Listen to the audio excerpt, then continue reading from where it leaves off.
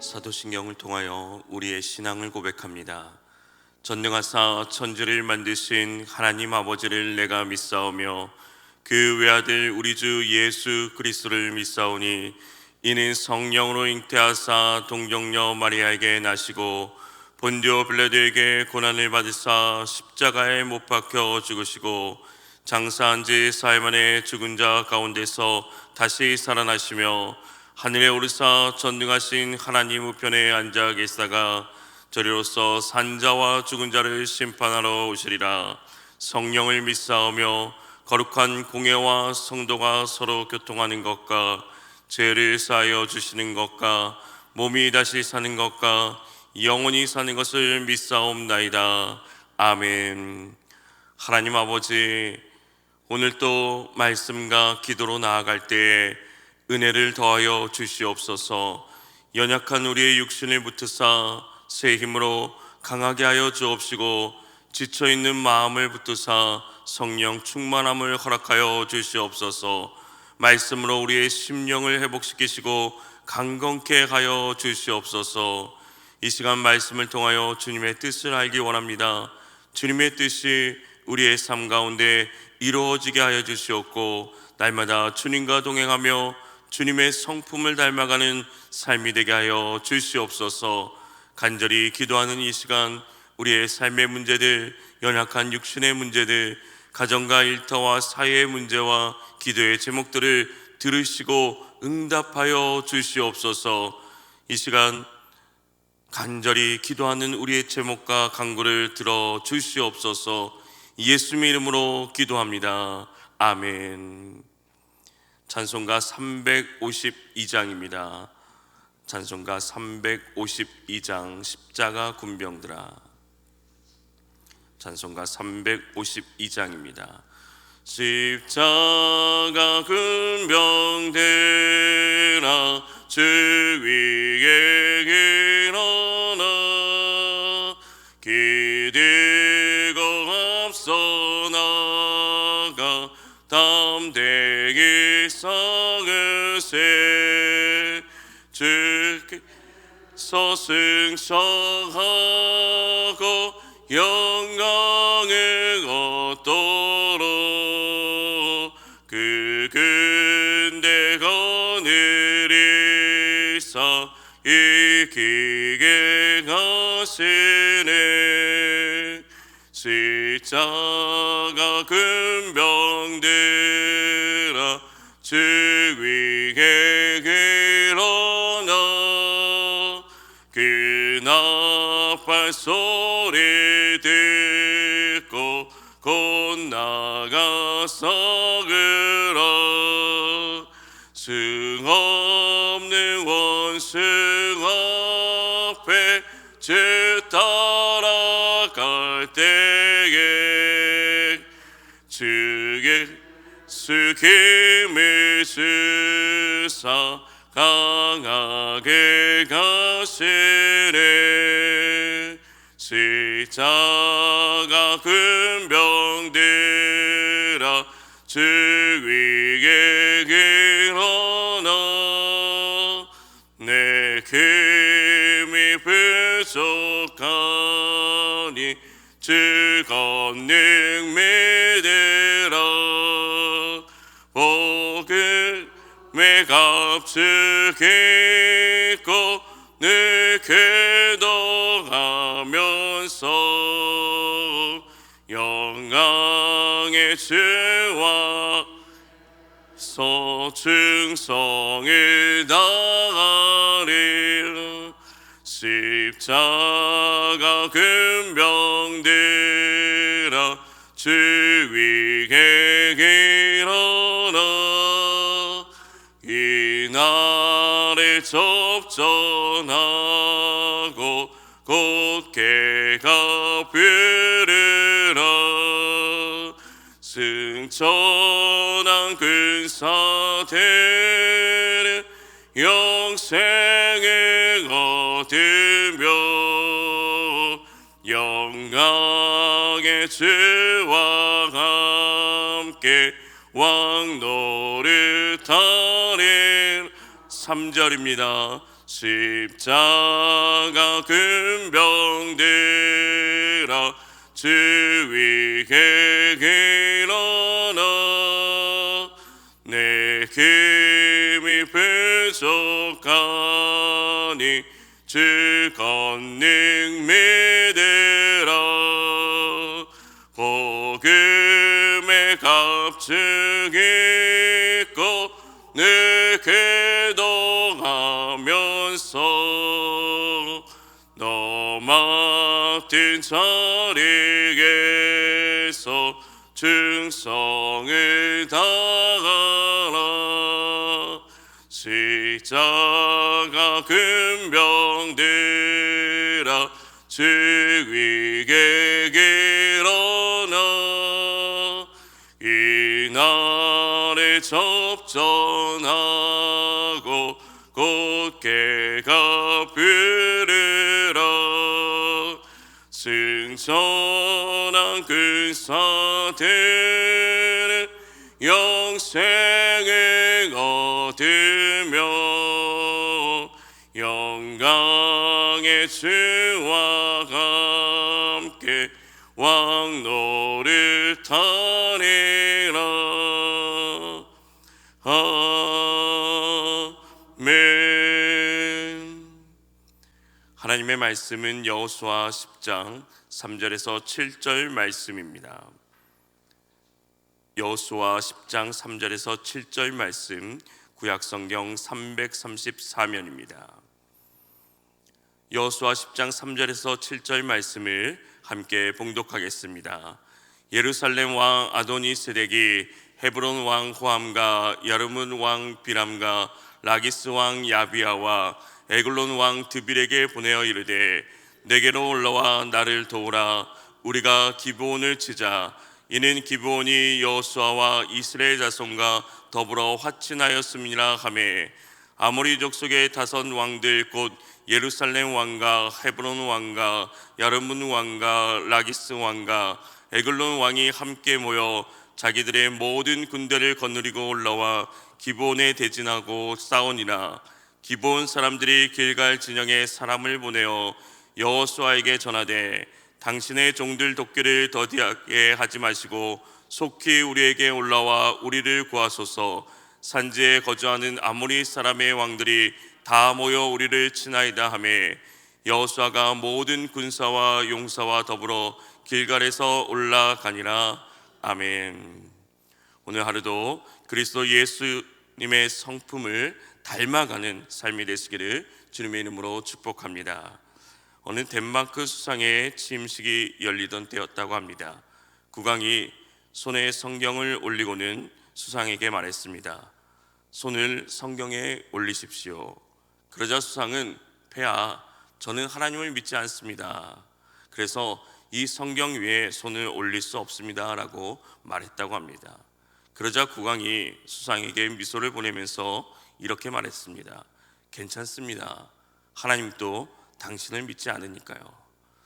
어쩌면 맹세와 서약이 형식이 되어버린 현대 사회의 씁쓸한 단면을 보여주는 이야기입니다. 요즘 세상은 말을 약속으로 믿지 않습니다. 서로 믿지 못하기 때문에 서명을 하고 도장도 찍고 증인도 내세우지만 그마저도 지키지 않아질 때가 있습니다. 그것이 우리의 현실이라는 것입니다. 그래서 이런 말이 있습니다. 약속은 보이지 않는 우리의 얼굴이다. 오늘 말씀에 보면 하나님 편에 섰던 기브온 부족이 나옵니다. 이들은 이스라엘이 가나안 땅을 점령할 당시 근처에 있었던 부족들이었습니다. 그런 기브온 족속이 멀리서 온 것을 가장하면서 이스라엘 족속을 속이고 하친 조약을 맺었습니다. 그들이 거짓말을 한 것은 잘못이었지만 그들의 진심은 자기들이 이스라엘의 편에 서야 되겠다, 즉 하나님 편에 서야겠다고 결단이 있었기 때문입니다. 여호수아가 너희는 누구며 무엇을 위하여 왔냐고 물었을 때 기브온 족속은 종들은 하나님의 명성을 듣고서 아주 먼 곳에서 왔습니다. 우리는 주님께서 애굽에서 하신 모든 일을 들었다고 얘기했습니다. 이들은 하나님에 대한 모든 것을 듣고 이스라엘 편에 설 것을 결정하고 하나님 편에 선 것입니다. 그래서 멸망하지 않고 여호와의 전에서 나무를 패는 자들이 되었습니다. 세상적인 눈으로 보면 비겁한 행위일지도 모릅니다. 그러나 신앙적인 관점에서 보면 기브온은 악인의 장막에 거하는 것보다 여호와의 문지기로 되는 삶을 선택한 것입니다. 그래서 그들은 하나님께 속한 언약의 백성이 되었습니다. 기브온 사람들이 하나님 편에 섰을 때 하나님의 심판과 멸망을 면할 수 있었습니다. 만일 이들이 하나님의 편에 서지 않았다면 어떻게 되었을까요? 이스라엘의 가나안 땅에 들어간 후 3일 후에 기브온 땅에 들어갔고 기브온에게 속은 것을 알았습니다. 그래서 그들을 죽이지도 못하고 하나님과의 약속으로 그들을 살려주었습니다. 만일 기브온이 하나님의 편에 서지 않았다면 3일 후에 마치 여리고성과 아이성처럼 진멸되었을 것처럼 기브온 족속도 완전히 멸절되었을 것입니다. 그러나 하나님의 편에 섰기 때문에 심판과 멸망을 면하고 구원을 얻을 수 있었던 것입니다. 아이성의 멸망과 기브온 족속이 이 이스라엘과 합친 조약을 맺었다는 것을 듣고 예루살렘 왕 다도니세덱은 크게 두려워하였습니다. 왜냐하면 기브온은 작은 족속이 아니었고 왕도와 같이 큰 성이었습니다. 아이성보다 크며 강한 사람들이었습니다. 그가 두려워한 것은 당연한 일일 줄 모릅니다. 하나님의 크신 행사며 하나님의 그 성군의 행진에 두려워하지 않을 수 없었을 것입니다. 하나님의 크신 위엄을 마땅히 두려워할 것이며 이웃이 다 진멸당한 것을 보면서 그가 두려워할 수밖에 없었습니다. 아도니세덱 혼자서 두려워한 것이 아니라 다른 모든 왕들도 선동했고 또 이스라엘 백성을 상대로 전쟁을 펴는 데 있어서 주모자와 지휘자 역할을 하게 됩니다. 그래서 아모리 다손 왕들은 자기를 배반한 이 기브온을 응징하고자 이스라엘을 공격하기 위해 거대한 동맹군을 일으켰습니다. 그래서 예루살렘 왕 다도니세덱 주변 네 나라가 연합하여서 기브온을 공격하기 시작합니다. 5절 말씀을 보면 아모리 조속 다성 왕들 곧 예루살렘 왕과 헤브론 왕과 야르문 왕과 라기스 왕과 에글론 왕이 함께 모여 자기들의 모든 군대를 거느리고 올라와 기브온에 대진하고 싸우니라고 말씀합니다. 이제 예루살렘 왕은 다섯 왕에게 함께하면 이 네 왕에게 사자들을 보내어서 연맹을 구한 것입니다. 이들도 이에 호응하였습니다. 기브온과 같이 투항하기 전에 손을 쓰기 위할지도 모릅니다. 또한 이스라엘이 치기 전에 먼저 가나안을 배반한 기브온을 쳐서 무너진 방어벽을 쌓고자 했습니다. 그리고 기브온을 증벌함으로써 더 이상 기브온처럼 이스라엘에게 항복하는 성이 없도록 본때를 보여주고자 했습니다. 그래서 이 가나안 남부 다섯 왕들이 동맹을 맺어서 연합군을 형성한 것입니다. 헤브론은 역사상 가장 오래된 성이었습니다. 거기에 사는 사람들도 다 강하였습니다. 라기스는 여로보암 왕 때 견고한 성으로 국방의 큰 요새였습니다. 이렇게 당대의 세력에 있는 나라들이 동맹을 맺어 기브온을 치려한 것입니다. 동맹을 맺은 이 다섯 왕들이 기브온을 먼저 공격하려 한 것은 그들을 반역자로 처벌함으로써 모든 인근 나라들에게 본보기를 보여주기 위함이었습니다. 또한 이미 무기력하게 된 적군에게 공포를 줌으로써 자신의 군대들에게 사기를 도우려는 그런 뜻에도 있었습니다. 그래서 그들은 기브온을 공격하기로 한 것입니다. 합하면 힘이 되는 것은 사실이나 두려워할 일을 한가하기 위해 연맹을 결성하는 것은 극히 어리석은 일입니다. 이러한 상황 속에서 기브온은 이스라엘을 배반하고 다시 예루살렘 왕과 동맹을 맺을 기회가 되었을지도 모릅니다. 그러나 기브온은 다섯 왕들이 동맹에 얼마나 무용한 것을 알았기 때문에 그들의 침략에도 굴하지 않고 다시 하나님께 구원받기를 원해 도움을 청하고 있습니다. 기브온은 이스라엘과 합친을 맺은 이후로 동족들에게 엄청난 공격을 받게 되었습니다. 벌채처럼 달려들어서 기브온을 치려고 하자 언약을 맺은 이스라엘에게 도움을 요청하고 있습니다. 여호수아는 하친을 맺은 이 기브온을 구하기 위하여 가나안 동맹들과 전쟁을 하게 되었습니다. 6절 말씀에 보면 기브온 사람들이 길갈 진영에 사람을 보내어 여호수아에게 전하되 당신의 종들 돕기를 더디게 하지 마시고 속히 우리에게 올라와 우리를 구하소서. 산지에 거주하는 아모리 사람들의 왕들이 다 모여 우리를 치나이다라고 말하고 있습니다. 속히 올라와 우리를 구해달라는 다급한 소식을 전하고 있는 것입니다. 이방인인 이 기브온 사람들이 절박한 심정으로 간곡하게 이스라엘에게 도움을 요청하고 있습니다. 그때 여호수아의 반응이 어떠했습니까? 이어지는 말씀에 보면 여호수아가 모든 군사와 용사를 더불어 길갈에서 올라가니라 라고 말씀합니다. 여호수아는 모든 군사와 용사를 이끌고 길갈로 올라갔습니다. 사실 이 가나안 5개국 연합군과 싸우는 것은 굉장히 위험 부담이 큰 것이었습니다. 만일 이 전쟁에서 패한다면 어떻게 되겠습니까? 이스라엘은 이곳에서 진멸당할 수도 있었습니다. 그렇지만 이 기브온 거민들과 언약을 맺었기 때문에 그들을 구하기 위해서 이스라엘의 운명을 걸고 결전을 벌이게 된 것입니다. 여호수아는 하나님 앞에서 맺은 언약을 신실하게 지키는 믿음의 사람이었습니다. 그들은 기브온이라고 해서 외면하지 않았습니다. 어떻게 보면 그들에게 속아서 하친을 맺은 그런 조약이었습니다. 여호수아 9장 말씀에 보면 기브온과 하친을 맺는 내용이 자세하게 나옵니다. 기브온 사람들의 겉모습과 이야기만 듣고 하나님의 뜻을 묻지 않고 하친을 맺었습니다. 그러면서 여호수아와 함께 있던 지도자들은 그들을 살려준다는 조약을 세우고 또한 맹세까지 하였습니다. 이렇게 조약을 맺은 이상 동족 이스라엘과 똑같이 그들의 생명을 보호해 주어야 됐습니다.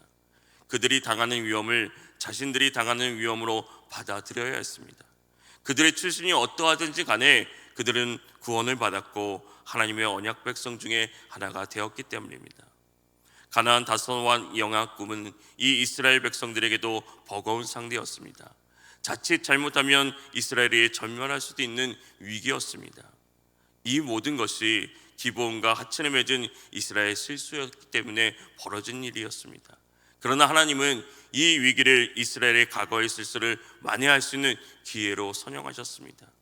이스라엘이 기브온 주민들과 하나님 앞에서 맺은 이 하친 조약을 신실하게 이행해 나가자 하나님께서 이스라엘을 승리하게 하셨습니다. 심지어 이날 적을 무찌르기 위해 태양과 달을 멈춰 달라고 요청한 여호수아의 그 기도도 하나님은 들어주셨습니다. 이 말은 하나님께서 이 전투를 도우셨다는 의미입니다. 기브온과 맺은 잘못된 하친으로 인해 위기에 몰린 이 이스라엘이었지만 하나님은 이스라엘 백성들의 과거의 실수와 부족함을 극복하기 위해 놀라운 은혜를 베풀어 주셨습니다. 여호수아와 이스라엘은 비록 속아서 맺은 동맹이었지만은 말한 것을 지키기 위해서 자신의 희생을 감수하면서까지 약속을 지켜 행했습니다. 그때 하나님께서는 지금까지 개별 성읍 단위의 소규모 전투와 비교할 수 없는 큰 승리를 보게 하셨습니다. 그리스도인들은 사람들과 맺은 약속과 말에 있어서 잘 지켜 이행해야 됩니다. 그래서 어떤 큰 일을 결정할 때는 신중하게 처리해야 되는 것입니다. 정말 이것이 하나님 보실 때 옳은 것인지, 하나님께서 기뻐하실 만한 결정인지, 나중에 신앙생활에 문제가 될지 없는지 그것을 기도하고 생각해 보아야 되는 것입니다. 겉으로 좋아 보이는 조건들만 보고 성급하게 판단하거나 쉽게 약속해서는 안 되는 것입니다. 차분한 마음으로 하나님이 주시는 지혜를 구하며 필요한 약속만 해야 하는 것입니다. 더 중요한 것은 그렇게 약속한 것은 성실하게 지켜나가야 되는 것입니다. 가정에서 부부 간에도, 부모와 자식 간의 약속도, 또 함께하는 모든 이웃과 직장과 동료들도 맺은 그 약속에 있어서 우리는 성실하게 지켜나가야 되는 것입니다. 그 가정이 쉽지 않고 약속을 지키는 것이 우리에게 여러 가지 어려움을 준다 할지라도 말한 대로 지키기 위해 노력해야 되는 것입니다. 우리가 맺은 약속을 지키는 모습은 하나님께서 보실 때 옳은 것입니다. 그렇게 맺은 약속을 성실하게 이행하며 살 때 하나님께서 도우실 것이라는 믿음을 가지며 살아가시기를 주님의 이름으로 소망합니다. 사랑하는 성도 여러분, 기브온과 하친을 맺었던 이 이스라엘 백성들처럼 우리들도 얼마든지 실수할 수 있습니다.